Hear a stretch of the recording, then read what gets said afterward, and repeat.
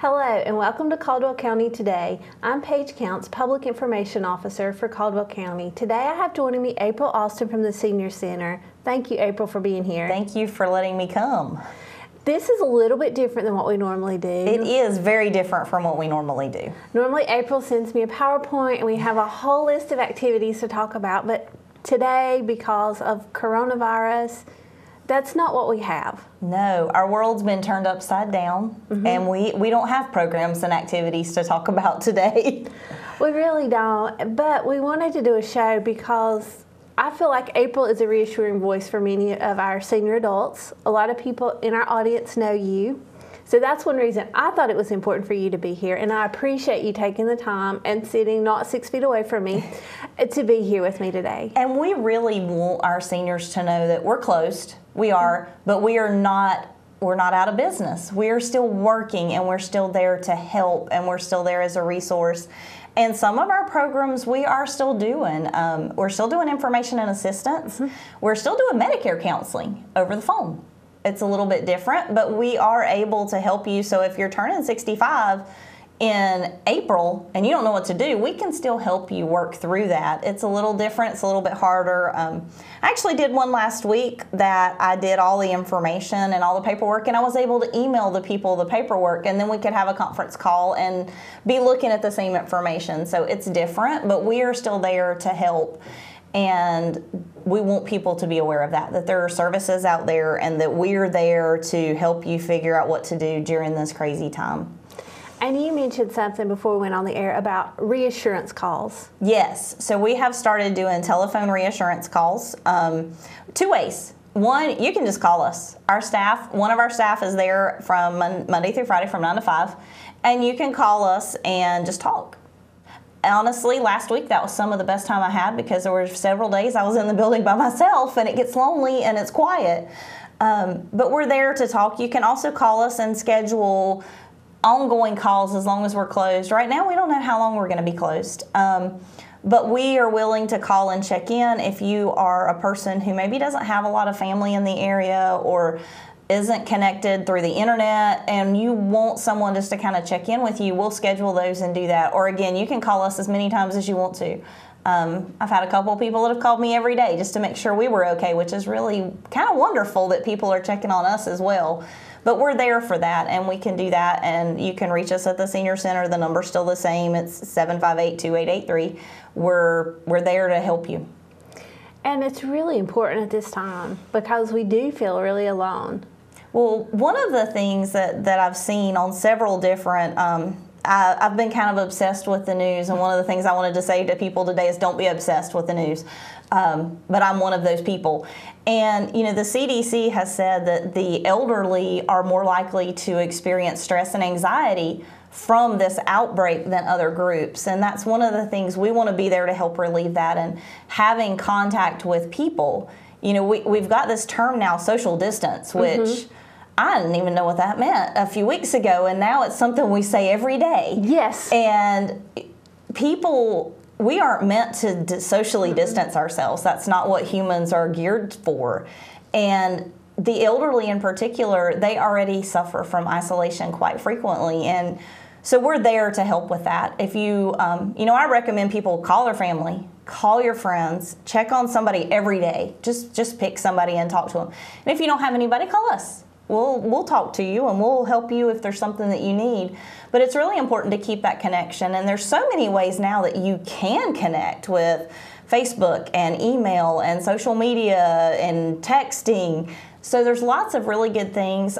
If you are connected to technology, I encourage you to look at some of those apps like FaceTime, or I don't even know the other ones because I have an iPhone, so I know that's the one that's on mine. But there's a lot of the Skype and Facebook things that you can actually video call, and you can talk to your family, whether they're here, whether they're somewhere else.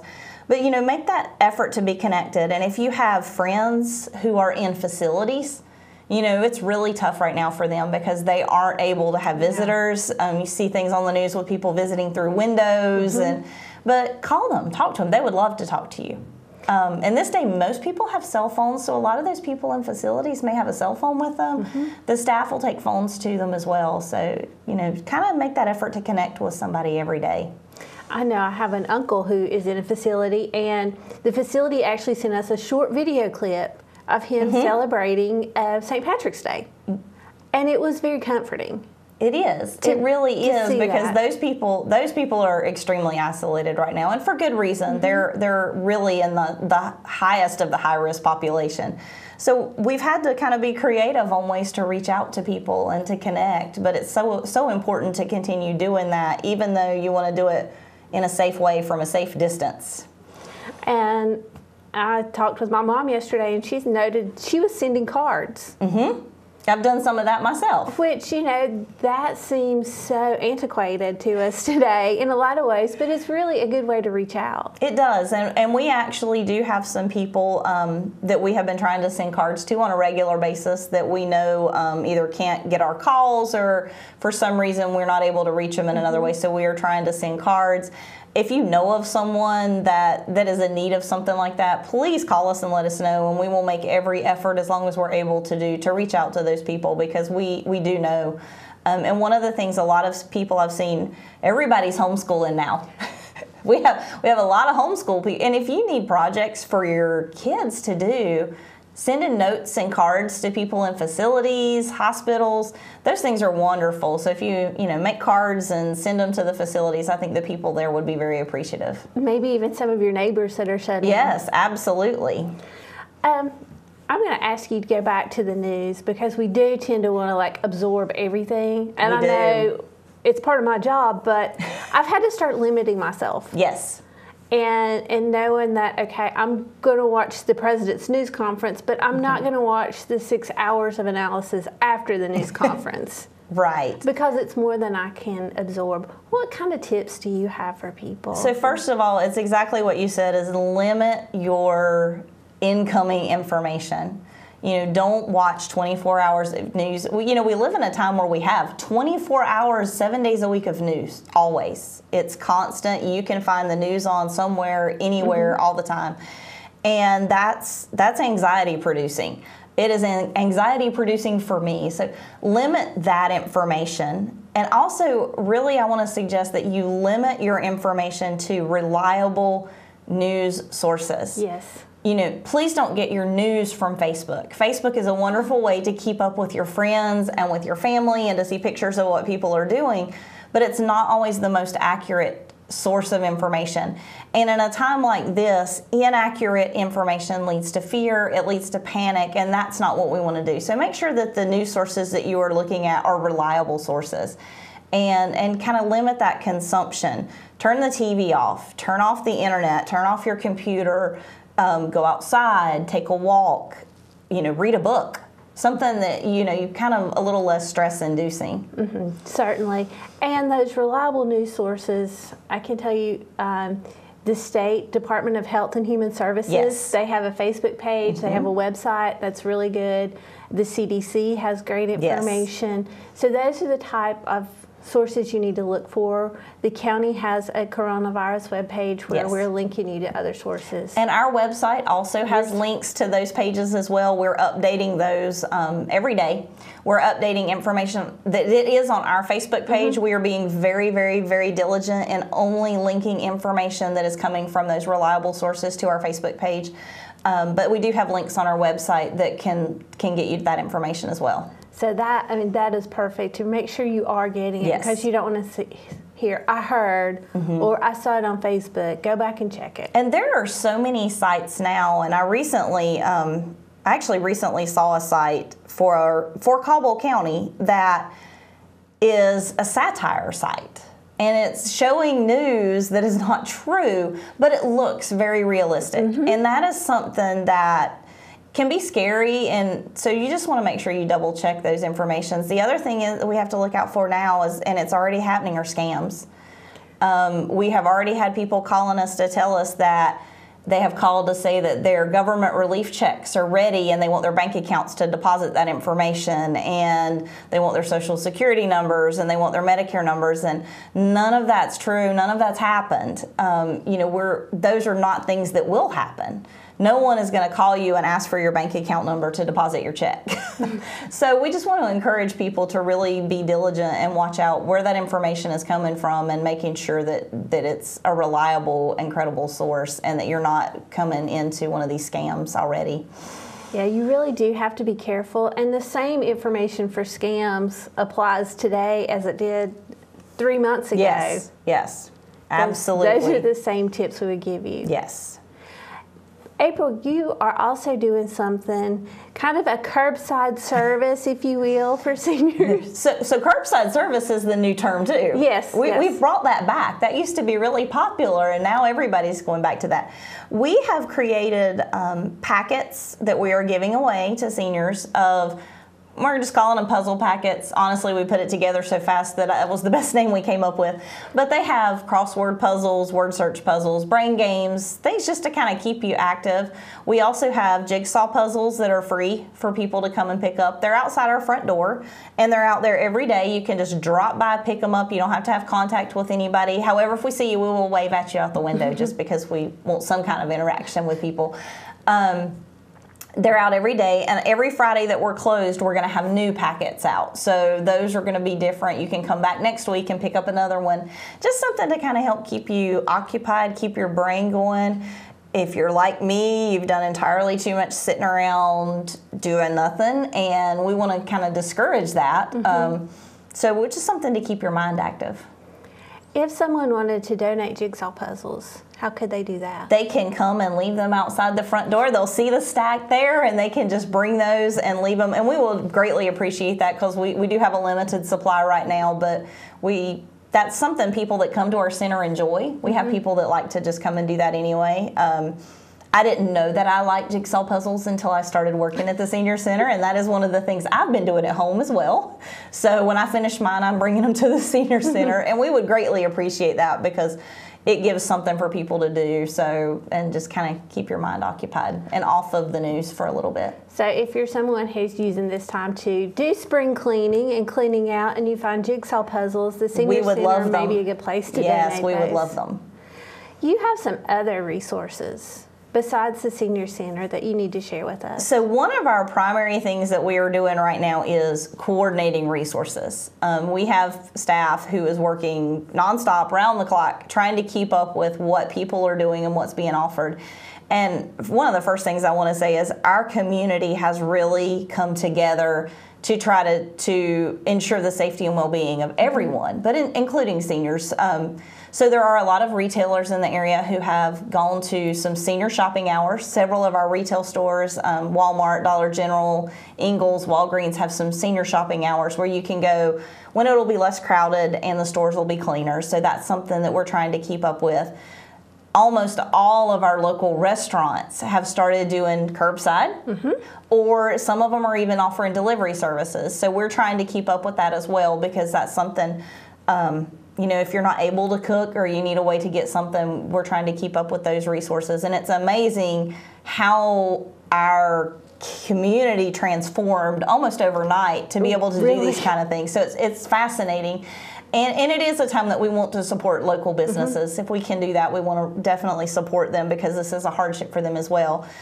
We are also working with all of our local nonprofits who are in high gear to provide needed services to people right now, with food resources and financial resources and other things. So we're kind of a stop for seniors to coordinate that. So they can call us, and we will coordinate with all of these community resources. You can also, the Senior Center is a United Way agency. So we definitely want to share that 211 is the COVID-19 response line for North Carolina to access your community resources as well. So it's a really easy number to remember. You can call 211 and get information for your community. You can get information about COVID-19, but you can also get information about resources and what's available. Or again, you can call us and we'll help you coordinate that. We also, NCBAM has allocated additional staff to work their Hope Line. And for those of you who don't know, that's the North Carolina Baptist Aging Ministry. And they provide a lot of wonderful services to seniors all the time. But their Hope line is 866-578-4673. And that's just for people who need someone to talk to. So again, that social connection. If you need to reach out and talk to someone, you can call that number, and there will be people there to answer the phone. And they can answer questions or just talk to you for a little bit, because sometimes that's all we need. And some of these services have been in place for a very long time. Absolutely. But some of these things are new as of last week. And things are changing quickly, and as people see needs, they're reaching out, which is amazing to me. You have completely changed the way you do business. We have completely changed the way we provide services. In a week. Yes. And that's going to continue to evolve. It will continue, and we don't know what it's going to look like. We don't know what's going to happen next week. We don't know what's going to happen tomorrow or even later today. So every time we turn around, things are changing, and there's new information and there's new updates. So we're trying to stay on top of that, and that's hard for people to do. It's also, I've found out, really hard for people to do who don't have the internet or who don't do Facebook or email. So we are trying to keep on top of that and keep those resources kind of compiled so that when people do call us, they can say, where do I get this? How do I go about that? What do I need to do? And we have a lot of great community partners with social services, with Yoke Fellows, South Caldwell Christian Ministries, different organizations that we work with all the time. And so we're just trying to kind of stay on top of what they're doing, because they're changing the way they provide services too. But I think the community as a whole is set out to make sure that seniors are getting what they need, and we're there to kind of help with that.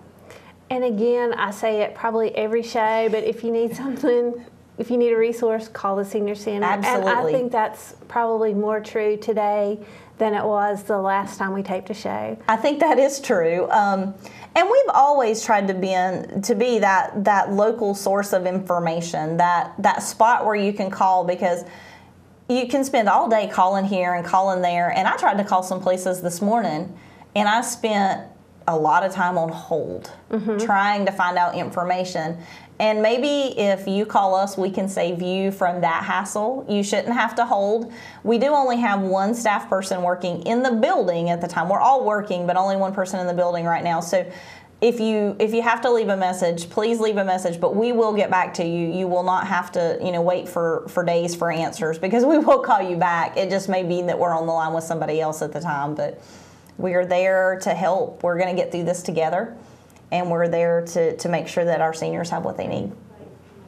April, is there anything we've forgotten? I'm sure there is, because there's so much information and things. There is so much information, and I really just want to make sure. I really want people to know that we're there for them, and we're there to help. We're there to coordinate those resources and make sure that people aren't doing without. If you're doing without something that you need, we want you to call us, because we want to figure out a way to do it. It may mean that we have to think creatively. We may have to think out of the box and look at services in a way we haven't before, but we're doing that every day now.